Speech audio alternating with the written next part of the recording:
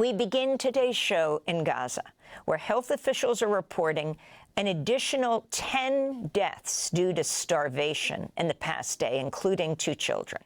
This brings the total number of starvation-related deaths in Gaza due to Israel's indiscriminate blockade to 313, nearly 120 of whom are children. Israeli attacks continue across the besieged Strip as Israel's military forces intensify an offensive in Gaza City, where Israeli tanks and warplanes have leveled entire blocks, destroying family homes. Gaza officials say Israeli strikes have killed at least 75 people in the past 24 hours, including 18 Palestinians killed seeking food.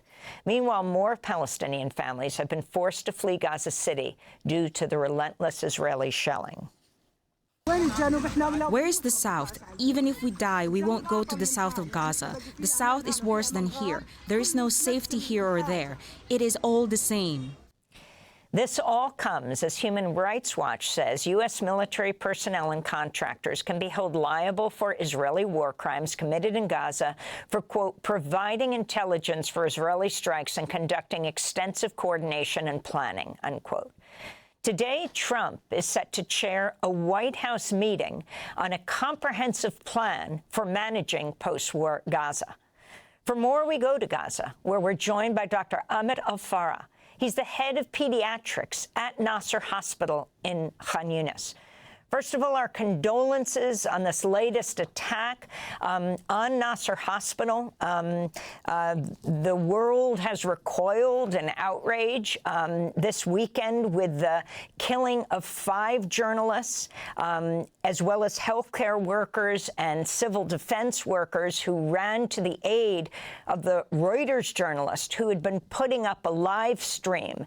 Can you explain what you understood happened and the Israeli response, calling it a tragic mishap, this double-tap strike? Okay, thank you for having me, my friend and my colleagues. First, 2 days ago, nearly at 10:20 in the morning, while I was in my office while examining a case, whose was my colleagues sent it for me for consultation, and I put the stethoscope in my ears. Suddenly we heard a very loud voice. It's like something extreme voice, and a very loud voice, which is move the building that we are standing or sitting in it. We were completely confused. Even the mother that I was examining, her child has syncopal attack and fainting. And we were confused to treat the mother or to continue examining the patient or to go downstairs and to see what's happening. Later on, we discovered that there were a bomb tank was directed to the external stairs of Al Yassin building. You know, Al Yassin building, it is the main building of Nasser Medical Complex. It belongs to the operation theater. It belongs to, it contains also the ICUs. It contains also the lab and the reception room. All the main department in Nasser Medical Complex are in Al Yassin building. This stair is outstairs. It's like emergency stairs. The top of that stairs is, they have some area in the 4th floor. This area is the most powerful for eSIM card. You know, the journalists are using eSIM cards for covering their events, for documented their events and sent that for their agencies. The first journalist, whose name is Hussam, was there, and he was covering and documented his material and sent by the eSIM card to that area, but he was targeted. Later on, the occupational forces says that they are targeting something like a camera. Okay, I understand that you want to damage the camera. why you are killing the people? You are highly technique. You have high technique. You have air drone. You have snipers. You have everything. You can shoot the camera. Okay. You can evacuate. You can tell the administration of Nasser Medical Complex evacuate that camera with the journalist from that area. What I mean that the first attack was double attack. The first attack is for the external stairs of Al Yassin building, and in the same time there were another attack for the balcony of Al Yassin building in the 4th floor. In that balcony there were doctors. There are medical students in the 6th year of faculty of Al Azhar University, which is local university, and they are studying medicine, and they were discussing the cases of intensive care unit with their colleagues. So a doctor was executed, unfortunately, and Hussam, the journalist, also was executed, and also his assistant, the photographer, was severely injured.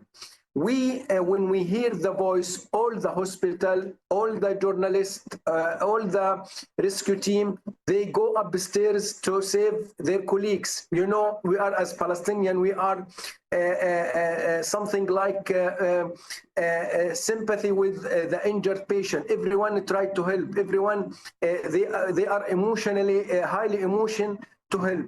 Okay, so the rescue team is upstairs. The journalists are upstairs.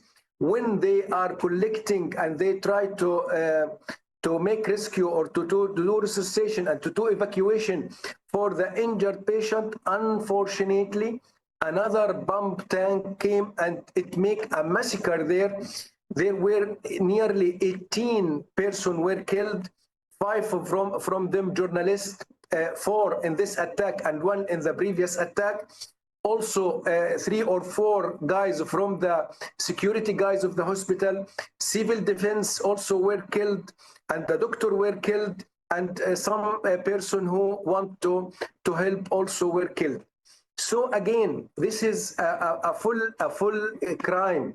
This deliberate compound attack constitutes a calculated trap aimed at targeting rescue team. And this is unbelievable. The journalists, I think this is for silencing witnesses and undermining the channel of survival for anyone to tell what's happening there. So it is unbelievable to talk about that we want the camera. If you want the camera, why you did the second attack? If you want to someone that you are talking that someone belongs to us. All the journalists are belongs to Associated Press, NBC, American Channel, for Reuters, for Palestine. All of them, they are known for everyone. Why you did this massacre for them? It's unbelievable. It's incredible. It crosses all the red lines. But I will understand that this is normal, because this is the number of 245 journalists were killed since the beginning of the war. I can understand that one of them... Dr. Al-Farra, Yes. I wanted to ask you, in addition to the people being killed by the shelling and the bombing of the Israelis, there are the reports of the increasing number of dead from famine and starvation, over 300 Palestinians now. What is the condition of the, well, the Israelis are saying that there's plenty of food, and it's just Hamas is stealing it. Could you respond to this question of the food situation and starvation that you're witnessing in Gaza? Again, according to the famine and severe acute malnutrition, my friend, we have to understand some critical points. First, that Gaza Strip needs 600 trucks every day to be fully feeding, fully medical supplies for everything. The number of trucks that coming nowadays is just 50 trucks. This is the first thing. Second, Gaza Strip is closing the closed borders since the last March. We are talking about 5 months. So if you need to recompensate or compensate the quantity, so you have to more trucks to be get in. The third, and this is the most important one, and we want the audience and everyone watching us to understand that the Israeli forces ask the trucks, the 50 trucks, to come inside area that belongs to them, okay? And they put it for the gangs and for someone to get inside. It's not delivered for the NGOs, for UNRWA, for UNICEF. And when someone try to protect that trucks and try to deliver it for UNRWA or for UNICEF, they targeting it by air drone. This is like chaos engineering. Among the media, the trucks are come inside Gaza, and you see the flowers, someone is holding the flower. But this is actually like a sand in the eye. This is not a solution and not a final result to end that famine and that severe acute malnutrition. So I think that we will see a number of increasing of severe acute malnutrition.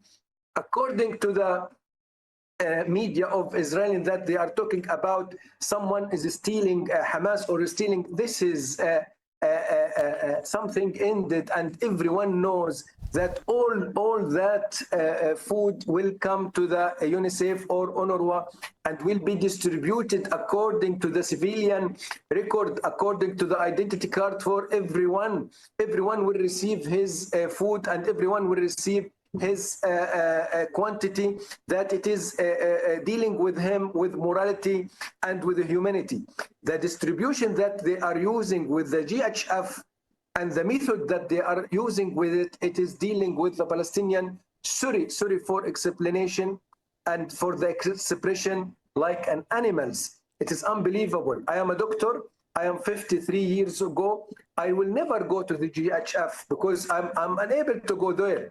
And if I go there, I am afraid to get back as a body, or my son or my daughter. So, my friend, we will see, and we expect to see a lot of cases of severe acute malnutrition. Every day we receive either cases is more and more aggressive, and every day or day by day we receive someone who come with his son who was arrested and died in the evacuated area to the hospital. Dr. Ahmed Al-Farra, I want to thank you so much for being with us, head of pediatrics at Nasser Hospital, where he's speaking to us from in Khan Yunis. He himself has been displaced twice, now lives in a tent. This is